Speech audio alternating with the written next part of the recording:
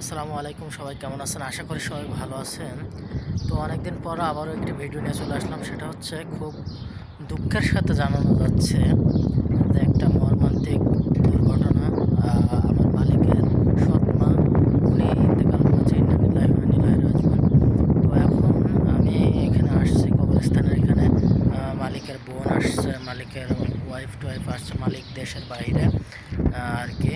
তো এখন আসরের সময় জানাজা হবে এবং মাটি হবে। তো সে পর্যন্ত এখন এখানে ওয়েট করতে হবে। তো আমরা এই জন্য এখানে বসে আছি। তো এখন একটা মসজিদে গেছিলাম, এই কবরস্থানের ভিতরে অনেক সুন্দর একটা বড় মসজিদ আছে। সেই মসজিদে গেছিলাম, এসে নামাজ পড়লাম, নামাজ পড়ে আসলাম। তো এখন এখানে বসে থাকবো আর কি। সেই মসজিদ, ওই যে মিনার দেখা যায়। আর এগুলো হচ্ছে পার্কিং। আর এই যে গাড়িগুলো দেখছেন, এই গাড়িগুলো হচ্ছে আপনার লাশ বহন করে। তো এই গাড়িতে করে বাসা থেকে লাশ এখানে নিয়ে আসে সরকারিভাবে।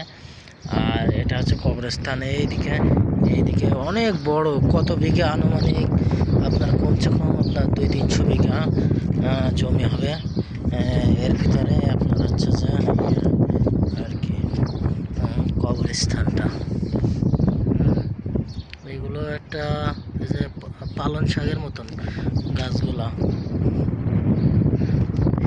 এই যে আমাদের গাড়িগুলো এখানে রাখা আছে আর কি। তো আমি এখন গাড়ির কাছে যাচ্ছি, আমি আনছি বাজারগুলি। আর এই ঘরের ভিতরে হচ্ছে মানুষ, মহিলারা বসে আছে। তো এখন আমরা এখানে বসে আছি এবং আপনার অপেক্ষা করছি। গাড়িগুলো এখানে সব রাখা আছে। তো দুপুরের খাবার কি হবে তাও জানি না, আর না হলেও সমস্যা নাই, কারণ একটা পবিত্র জায়গায় আসছি। বাসায় যাব, তারপরে দুপুরের খাওয়া দাওয়া শেষ করবো ইনশাল্লাহ। সবাইকে আমাদের চলে যেতে হবে একদিন ইনশাল্লাহ। আর মনটা আজকে খুবই খারাপ যে মানুষটা মারা গেছে, এই কথাটা শুনে। لك حاجة وسخ شفت النار من الخارج.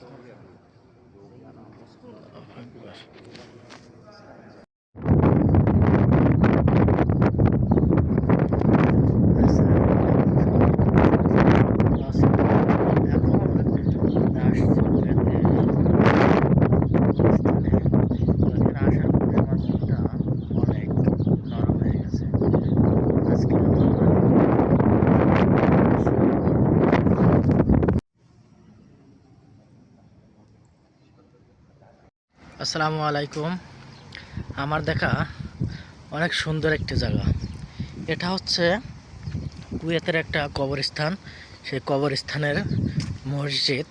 তো এখানে এখন আমরা আসছি, আমাদের বাসার একজন মারা গেছে, তো ওনাকে দাফন করতে। তো এখন মসজিদে যাচ্ছি নামাজ পড়তে আর কি। তো অনেক সুন্দর একটা জায়গা এখানে।